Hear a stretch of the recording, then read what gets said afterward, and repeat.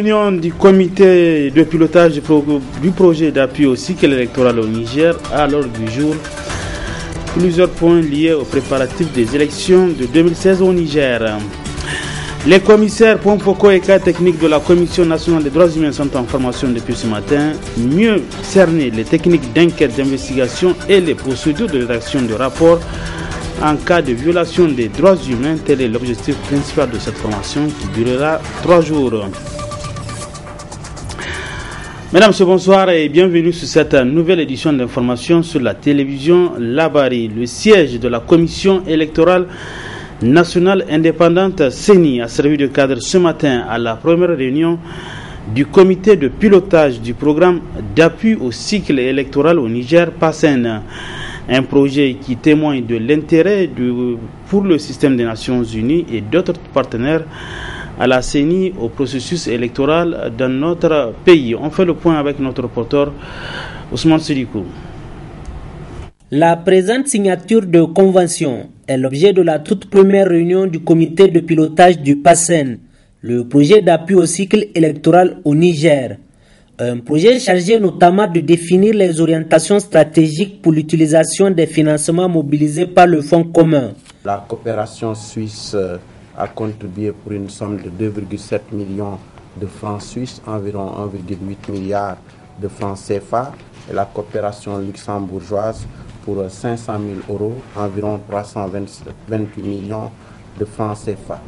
À ces deux contributions, il faut rajouter la contribution du PNUD de 3 millions de dollars, environ 1,8 milliard de francs CFA. Donc globalement, avec ce fonds commun, nous avons 3,9 milliards de francs CFA. Le PASSEN, un canal à travers lequel les partenaires intéressés apportent leur appui au renforcement de la transparence et de la crédibilité du processus électoral dans notre pays. Je crois qu'il est aussi important de parler des engagements que de suivre les promesses. Et je pense que la Suisse le fait également à travers la poursuite de l'Observatoire des élections que le LASDEL assure à travers une publication qu'il fait sur l'histoire des élections au Niger. Autre enjeu qui est extrêmement important. Nous avons estimé qu'il était important d'accompagner le Niger sur cet exercice électoral. Nous l'avons fait comme la Suisse en 2011. C'est vrai que les sorties de crise dans des pays attirent facilement les financements et attirent l'attention. Nous estimons comme la Suisse qu'il est important dans la durée d'établir une normalité dans la tenue d'élections. Les élections générales 2015-2016, la CENI, la Commission électorale nationale indépendante, en est pleinement consciente des nombreux défis aussi multiples que multiformes. Le budget des élections générales 2015-2016 est fixé à 38 809 40 534 francs. La CENI, consciente des défis opérationnels et financiers à relever dans un contexte politique et sécuritaire qui nécessite l'implication de tous les acteurs sociaux de la réussite des élections, s'attelle à la mobilisation des ressources en vue d'un bon accomplissement de la mission à elle confiée. En effet, de la disponibilité des ressources, de la régularité de leur décaissement et de l'engagement et la disponibilité de tous à nous accompagner dans la conduite de ce processus électoral dépendra notre réussite. Ainsi donc, par le biais de ce projet, c'est dire que les différents acteurs sont disposés à apporter une assistance à tous les niveaux aux principaux acteurs impliqués dans le processus électoral.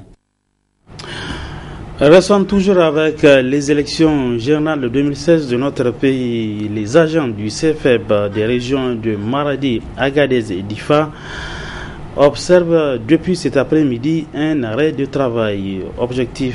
Motif plutôt de la grogne, non-paiement de 3 mois de pécule.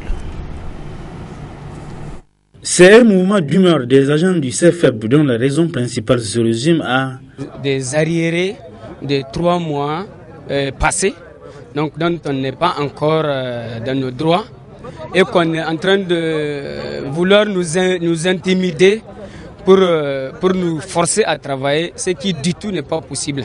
Donc il faut d'abord que nous soyons de ces droits-là avant de faire quoi que ce soit. Dans tous les cas, c'est un fichier qu'on appelle consensuel mais vraiment ça n'a pas l'air d'être cela. Donc il faut que nous soyons d'abord dans ces droits avant de continuer tout travail que ce soit au niveau du CFEP. Voilà, donc c'est sur ça donc, que nous sommes en train d'attirer l'attention de tous nos camarades membres de CFEP ici, qui viennent de tous les bords, Agadez, Difa, Maradi. Donc nous sommes en train de nous engager, de faire un front commun pour que cela soit.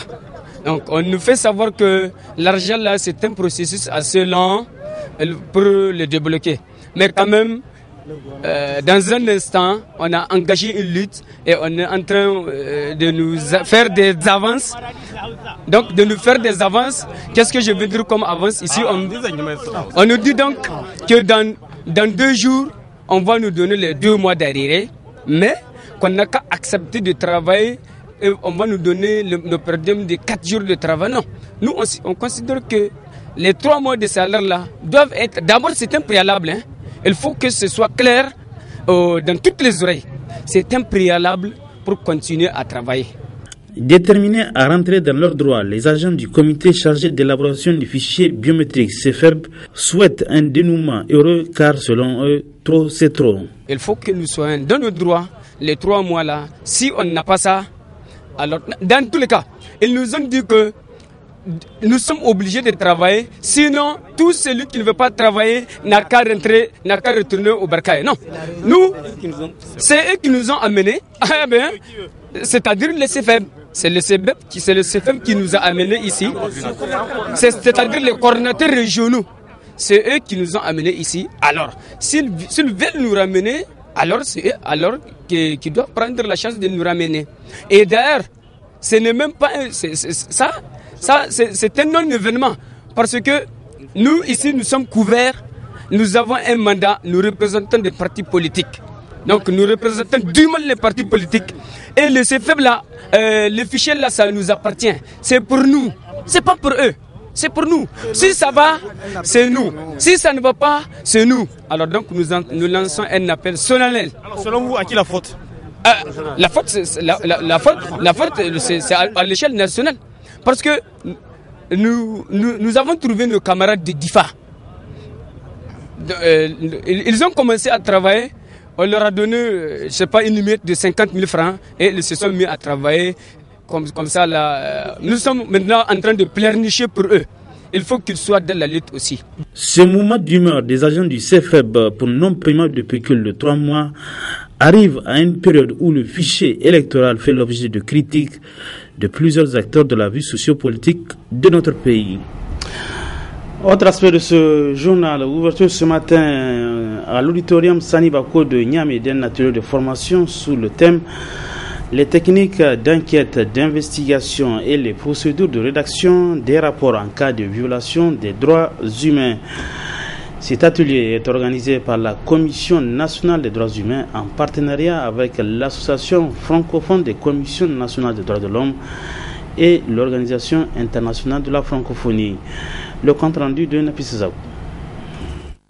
Les techniques d'enquête, d'investigation et les procédures de rédaction des rapports en cas de violation des droits humains, c'est le thème de ce présent atelier qui vise à renforcer les capacités des membres de la Commission nationale des droits humains, CNDH.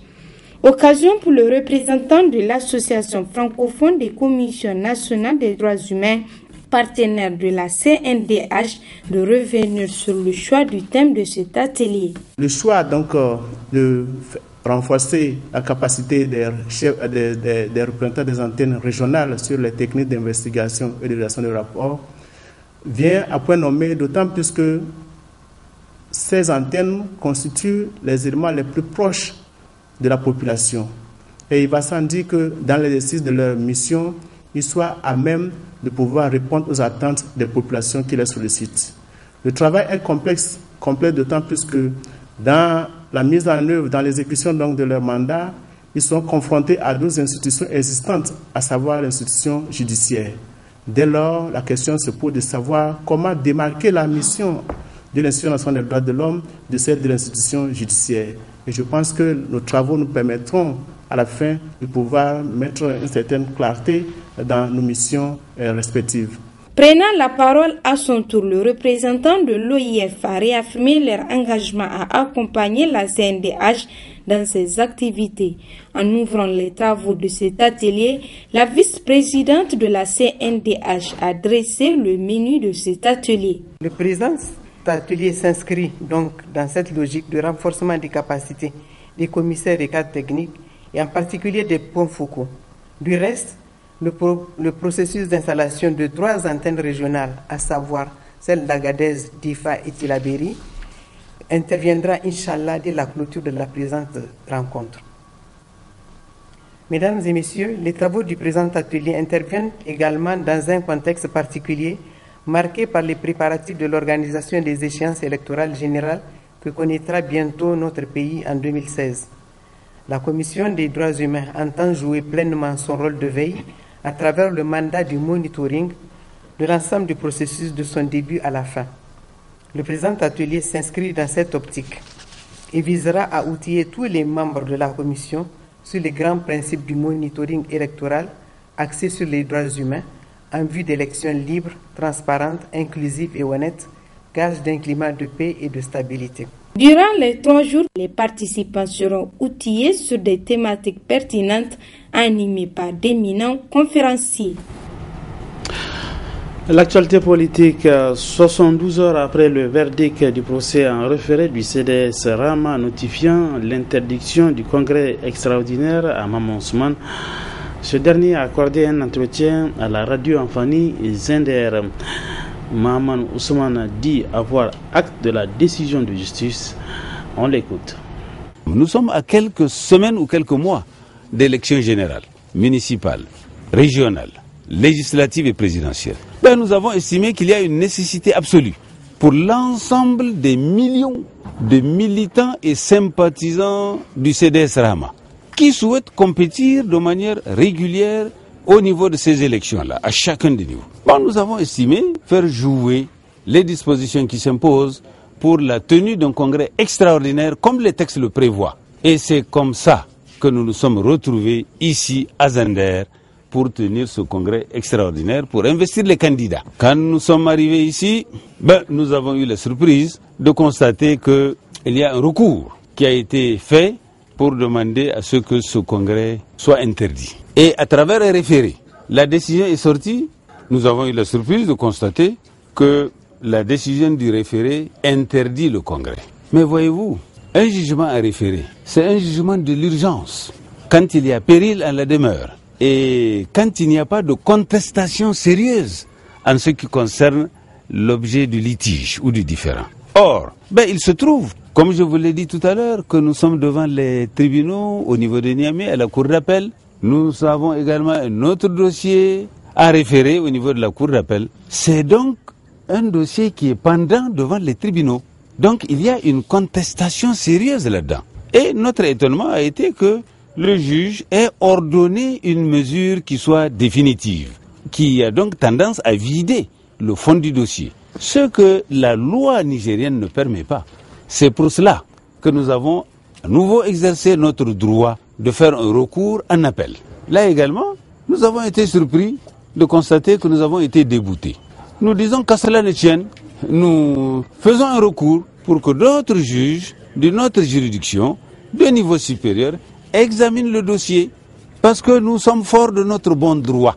Voilà pourquoi, sur la base de ça, nous avons dit, étant donné que cette décision-là a créé cette situation, nous faisons un pourvoi et pour le moment, ce congrès, nous ne le tenons pas à la date d'aujourd'hui, en respect de la décision de justice que je viens de vous évoquer, surtout que nous avons encore 2 autres dossiers, un pour le mercredi prochain et un autre pour le début du mois de décembre. Pour le moment, nous mettons fin à cette procédure de la tenue de ce congrès extraordinaire, n'est-ce pas? Et nous allons suivre les 3 autres voies de droit qui sont actuellement là pendantes, au fin de faire en sorte que, dans les délais, que cette situation sera vidée. Le ministre de l'élevage, Mahaman Alhaji Ousmane, a présidé ce matin à Koneberi, village situé dans la commune rurale de Karma, au lancement officiel de la caravane de vaccination du cheptel aviaire. L'initiative est de l'ONG Akurkin Bukasa et on fait le point avec notre reporter Nasser Dantofo. C'est dans son engagement de promouvoir et de faire rayonner le secteur avicole traditionnel au Niger que l'ONG Akurkin Bukasa ou Poulailler de développement a initié cette caravane de vaccination de la volaille contre la maladie de Newcastle. Konaberi, situé dans la commune rurale de Karma, département de Kolo, a constitué le point de départ de cette caravane. Faut-il vous rappeler que dans cette région, l'élevage de la volaille est pratiqué dans tous les ménages et surtout conduit par les femmes et les enfants. Il représente le grenier, le compte d'épargne, le compte courant des ménages ruraux et le capital d'investissement de beaucoup d'opérateurs. Son importance dans nos valeurs économiques, sociales, culturelles et religieuses telles que les cérémonies de baptême, mariage, accueil, consultations mystiques ne sont plus à démontrer. Cependant, les techniciens et les producteurs sont unanimes que la première menace de l'élevage de la volaille demeure encore dans la maladie de Newcastle. Cette pathologie n'a pas de traitement ni moderne ni traditionnel. La seule façon de mettre hors de nos portées est de vacciner. C'est dans ce cadre que nous avons initié cette caravane exceptionnelle pour vacciner massivement nos volailles dans un temps record. Cette expérience est un élan d'éradication de la maladie de Newcastle dans la région de Tilaberi, en particulier dans tout le Niger en général. La maladie de Newcastle est une menace permanente sur la volaille, affectant grandement les rendements en termes de production et de rentabilité. Tout cet appel président des responsables en charge de l'élevage. Je demeure convaincu qu'une amélioration de la santé animale dans les élevages traditionnels par la vaccination contre la maladie de Newcastle contribuerait à réduire de manière spectaculaire les mortalités dues à cette maladie. Ceci aurait pour résultat d'augmenter les effectifs de volailles et d'accroître la disponibilité en œufs et en volailles des ménages pour la consommation et le commerce. C'est vous dire toute l'importance de la présente cérémonie, car en définitive, une campagne systématique et régulière de vaccination contre la maladie de Newcastle pourrait aussi optimiser la surveillance épidémiologique par une détection plus efficace des suspicions d'influenza aviaire hautement pathogène ou grippe aviaire qui présentent des risques pour la santé humaine et dont les symptômes sont tout à fait similaires à la maladie de Newcastle. La maladie de Newcastle est une maladie virale qui n'a pas de traitement spécifique. La vaccination est le seul moyen efficace de contrôler cette maladie. Retenez une chose, un vaccin, c'est comme le toit d'une case qui la protège contre la pluie. Et le vaccin protège l'animal contre la maladie. Il est donc tout à fait indiqué de faire le toit avant que la pluie n'arrive. Autrement dit, il faut vacciner avant que la maladie n'arrive. Rendu possible grâce au concours de plusieurs partenaires, cette caravane composée de 150 auxiliaires d'élevage s'engage dans cette opération avec un objectif de vacciner 1,6 million de volailles à l'aide du vaccin ID en 15 jours sur toute l'étendue de la région de Tilaberi. L'actualité sur le front social, la déclaration ce matin à son siège du comité directeur de l'Union des scolaires nigériens, USN. Il s'agit pour le comité directeur, à travers cette sortie médiatique, de taper du poing sur la table pour exiger la satisfaction de certaines de leurs doléances et aussi se prononcer sur d'autres sujets d'intérêt national. Le résumé de ce point de presse de l'USN avec Ousmane Sedikou. La situation académique et sociopolitique qui prévaut dans le pays, objet d'une radioscopie sans complaisance de cette déclaration du comité directeur de l'USN, l'Union des scolaires nigériens. Une situation académique qui est loin d'être reluisante.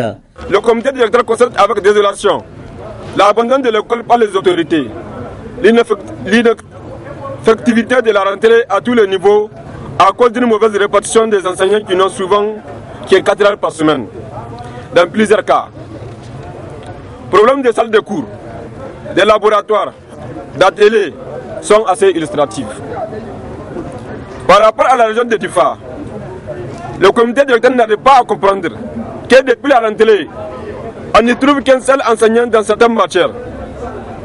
Cependant, l'ISN exige à l'État de prendre toutes ses responsabilités et de créer toutes les conditions de motivation pour que les enseignants puissent regagner leur poste. Autant d'impairs sur ce plan, Doucet invite au plus haut niveau de l'État pour stopper les dérives constatées. L'ISN interpelle le président de la République. Quant à son silence face aux dérives autoritaires, mensongères et irresponsables des autorités en charge de l'école, comportement qui a amené les scolaires à agir la semaine dernière dans presque tous les pays. À l'endroit de la justice nigérienne, le comité directeur se réjouit de l'indépendance de celle-ci. À ce qui concerne les camarades qui sont emprisonnés. Quant à la situation politique et avec l'imminence des futures échéances électorales, le CD de l'USN en a fait ce constat. Le comité directeur interpelle la classe politique nigérienne sur les propos incendiaires, claniques, tenus par certains leaders pour les intérêts masquins qui risquent de compromettre les acquis démocratiques arrachés de haute lutte. Les hommes politiques doivent comprendre